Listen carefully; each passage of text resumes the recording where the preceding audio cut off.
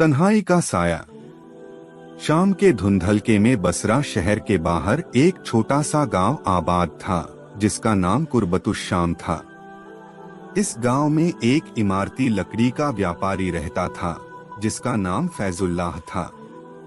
उसके दो बेटे थे, बड़ा बेटा हामिद, जिसकी उम्र 10 बरस थी, और छोटा बेटा जाबिर, जो सिर्फ 7 बरस का था। फैजुल्लाह की बीवी का इंतकाल हामिद के जन्म के कुछ साल बाद ही हो गया था, इसलिए दोनों भाई अपने वालिद के साये में ही पले बढ़े। फैजुल्लाह एक नेक और मेहनती इंसान था, जो अपने बच्चों से बेइंतहा मोहब्बत करता था। वह हर रात उन्हें अपने पास सुलाता, किस्से सुनाता और उन्हें दीन की तालीम देता। मगर एक साल एक ऐसी वबा, महामारी फैली जिसने पूरे इलाके को अपनी लपेट में ले लिया। इस वबा ने कई घरों को उजाड़ दिया और फैजुल्लाह भी इसका शिकार हो गया। कुछ ही दिनों की बीमारी के बाद उसने अपने दोनों बेटों को अपने पास बुलाया। उसने कांपती आवाज में कहा, मेरे प्यारे बच्चों, मुझे लगता है कि अब मेरा वक्त करीब है। तुम दोनों को अकेला छोड़कर जाना मेरे लिए बहुत मुश्किल है, मगर याद रखो, तुम्हारा असली सरपरस्त अल्लाह है। वही तुम्हारा हामी और नासिर, मददगार होगा। हमेशा सच बोलना, नमाज पढ़ना और एक दूसरे का ख्याल रखना। कुछ दिनों बाद फैजुल्लाह भी इस दुनिया फानी से रुखसत हो गया। 10 साल का हामिद और 7 साल का जाबिर अब पूरी तरह यतीम हो चुके थे। चचा का घर।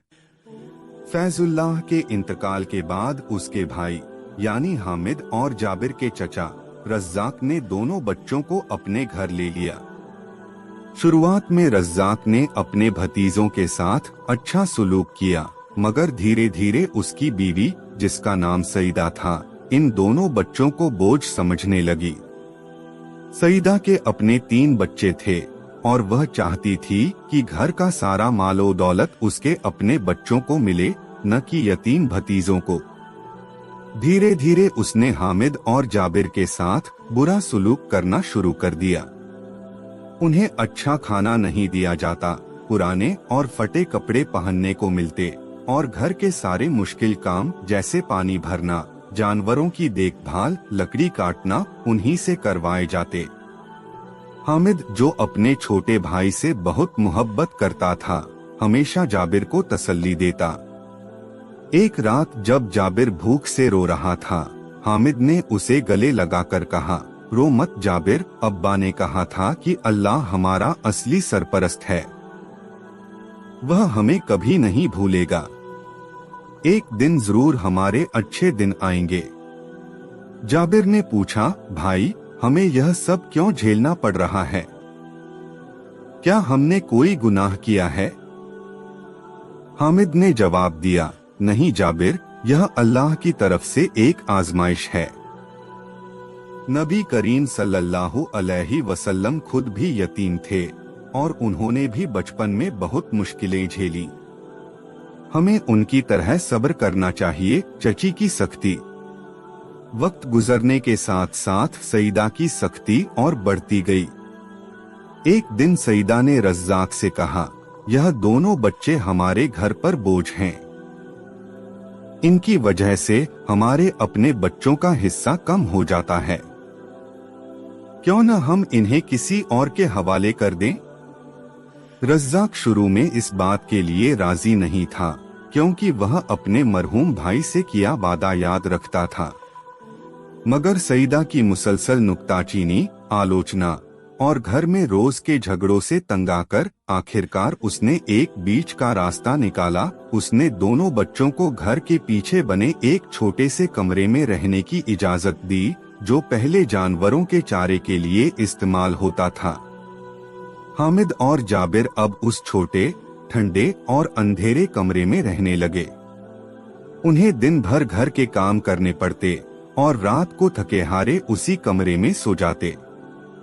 मगर इन तमाम मुश्किलों के बावजूद हामिद ने कभी अपने छोटे भाई को शिकायत करने या बुरा सोचने नहीं दिया। एक रात जब सर्दी बहुत ज्यादा थी और उनके पास सिर्फ एक पतला कंबल था। हामिद ने वह कंबल जाबिर को ओढ़ा दिया और खुद बिना कंबल के सोया। जाबिर ने पूछा, भाई आप ठंड में कैसे सोएंगे? हामिद मुस्कुराया और बोला, मैं बड़ा हूँ, मुझे ज्यादा ठंड नहीं लगती। तुम छोटे हो, तुम्हें ज्यादा जरूरत है। यह कहकर उसने अपने भाई को प्यार से थपथपाया और उसे सुला दिया। खुद रात भर ठंड में कांपता रहा, मगर अपने भाई को इसका एहसास नहीं होने दिया। मस्जिद का सुकून।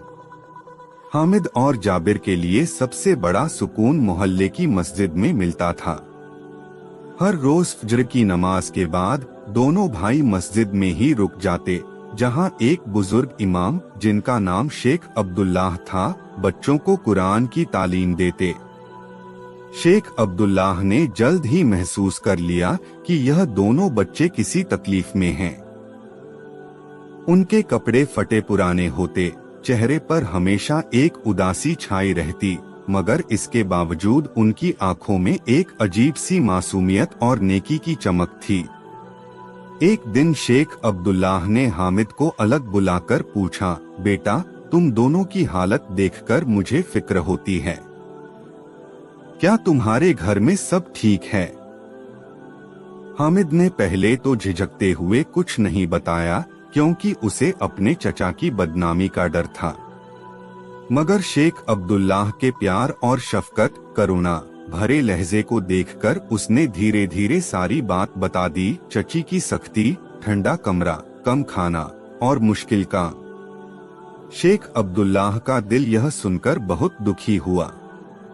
उन्होंने हामिद के सर पर हाथ फेरते हुए कहा, बेटा अल्लाह के रसूल सल्लल्लाहु अलैहि वसल्लम ने फरमाया है कि जो शख्स किसी यतीम के सर पर हाथ फेरे या किसी यतीम की परवरिश करे, वह जन्नत में मेरे साथ इस तरह होगा। यह कहते हुए उन्होंने अपनी 2 उंगलियां मिलाकर दिखाई, जिस तरह यह दोनों उंगलियां मिली हुई हैं। उन्होंने आगे कहा, मैं तुम्हारी मदद करने की कोशिश करूंगा, मगर इसके साथ साथ तुम्हें भी सब्र और दुआ करनी होगी। अल्लाह यतीमों का खास ख्याल रखता है। शेख अब्दुल्लाह की मदद। शेख अब्दुल्लाह ने दोनों बच्चों की मदद करने का फैसला किया। उन्होंने रज्जाक से बात करने की कोशिश की, मगर सईदा के डर से रज्जाक ने कोई ठोस जवाब नहीं दिया। इसलिए शेख अब्दुल्लाह ने एक और तरीका अपनाया। उन्होंने हामिद और जाबिर को मस्जिद के मकतब में मुफ्त तालीम देनी शुरू की और साथ ही उन्हें कभी कभी खाना भी खिलाते, यह कहकर कि यह मस्जिद के इस्कात के फन से है। हामिद बहुत ज़हीन, बुद्धिमान निकला। उसने कुछ ही महीनों में कुरान की कई सूरतें हिफ्स याद कर ली। जाबिर हालांकि छोटा था, मगर वह भी अपने भाई की तरह मेहनती था और धीरे धीरे तालीम हासिल करने लगा। एक दिन शेख अब्दुल्लाह ने हामिद से कहा, बेटा तुम्हारी याददाश्त बहुत अच्छी है और तुम्हारी आवाज भी सुरीली है। क्या तुम चाहते हो कि मैं तुम्हें तजवीद, कुरान पढ़ने का सही तरीका की तालीम भी दूं? हामिद की आंखों में खुशी की चमक आ गई। उसने कहा, ज़रूर शेख साहब, मैं चाहता हूँ कि मैं कुरान इतनी खूबसूरती से पढ़ूं कि लोग सुनकर रो पड़े। शेख अब्दुल्लाह मुस्कुराए और बोले, इंशाअल्लाह अल्लाह तुम्हें यह मकाम जरूर देगा। इस तरह दोनों भाइयों की जिंदगी में मस्जिद एक ऐसी जगह बन गई जहां उन्हें प्यार, तालीम और थोड़ी राहत मिलती। एक नई मुसीबत। मगर सईदा की सख्ती कम होने के बजाय और बढ़ने लगी। एक दिन उसने रज्जाक से कहा, यह बच्चे मस्जिद में जाकर वक्त बर्बाद करते हैं, इसके बजाय इन्हें बाजार में मजदूरी करनी चाहिए ताकि घर में कुछ पैसे आएं। रज्जाक ने बेदिली से हामी भर दी। अगले दिन से हामिद और जाबिर को बाजार में एक लकड़हारे के पास मजदूरी पर भेजा जाने लगा। दोनों भाई सुबह से शाम तक भारी लकड़ियां उठाते, जिससे उनके नन्हे हाथों में छाले पड़ जाते। एक दिन जाबिर, जो बहुत छोटा था, एक भारी लकड़ी के नीचे दब गया और उसका पैर बुरी तरह जख्मी हो गया। हामिद घबरा गया और अपने भाई को उठाकर तेजी से मस्जिद की तरफ भागा, क्योंकि उसे मालूम था कि शेख अब्दुल्लाह ही उनकी मदद कर सकते हैं। शेख अब्दुल्लाह ने फौरन जाबिर के जख्म की मरहम पट्टी की और उसे तसल्ली दी। उन्होंने हामिद से पूछा, यह सब कैसे हुआ? हामिद ने रोते हुए सारी बात बताई। यह सुनकर शेख अब्दुल्लाह का गुस्सा हद से बढ़ गया। उन्होंने फैसला किया कि अब वह इस मामले को काजी न्यायाधीश के सामने ले जाएंगे, क्योंकि यतीमों के हुकूक की हिफाजत करना उनका फाराजा था। काजी की अदालत में शेख अब्दुल्लाह काजी सुलेमान के पास गए, जो शहर के सबसे मुनसिफ, न्यायप्रिय और नेक काजियों में से एक थे। उन्होंने काजी को पूरी बात बताई, कैसे रज्जाक और उसकी बीवी सईदा ने यतीम भतीजों के साथ बुरा सलूक किया, उनका माल हड़प करने की कोशिश की और उनसे मजदूरी करवाई, जिससे एक बच्चा जख्मी हो गया। काजी सुलेमान ने रज्जाक और सईदा को अदालत में तलब किया।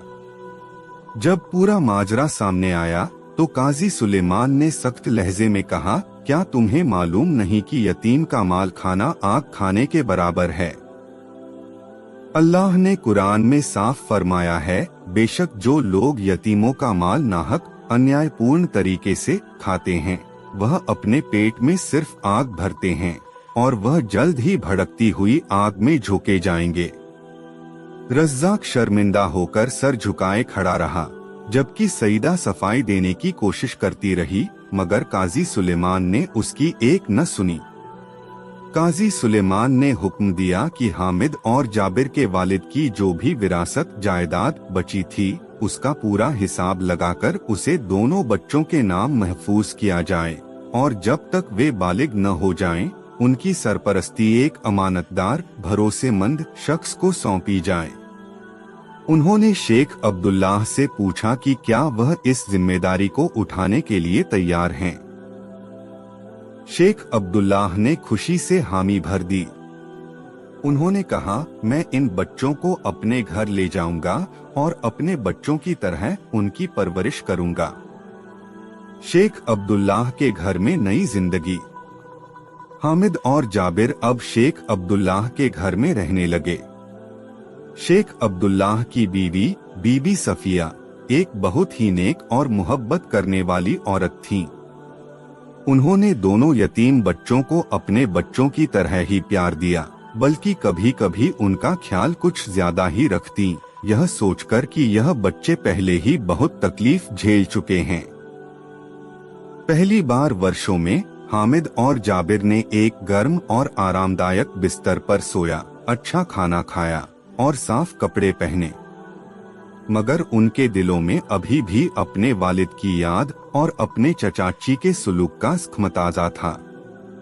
एक रात जाबिर ने हामिद से पूछा, भाई, क्या हम चचा और चची को माफ कर दें? हामिद ने कुछ देर सोचा, फिर कहा, जाबिर, शेख अब्दुल्लाह ने हमें सिखाया है कि माफ करना एक बड़ी नेकी है। नबी करीम सल्लल्लाहु अलैहि वसल्लम ने भी उन लोगों को माफ किया जिन्होंने उन्हें सबसे ज्यादा तकलीफ पहुंचाई।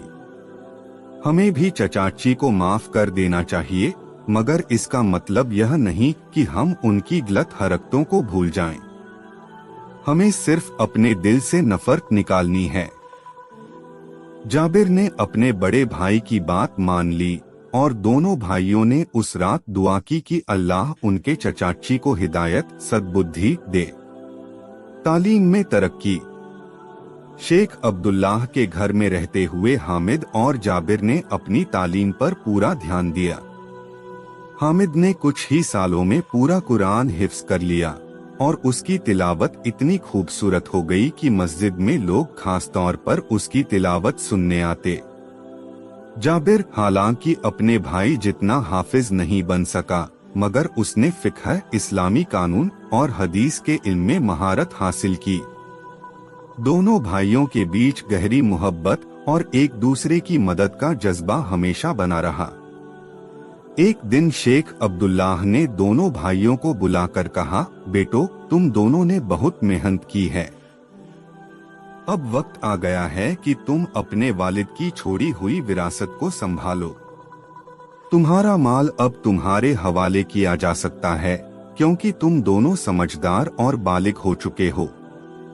हामिद ने कहा, शेख साहब, आपने हमारे लिए जो कुछ किया है, हम उसका शुक्रिया कैसे अदा करें?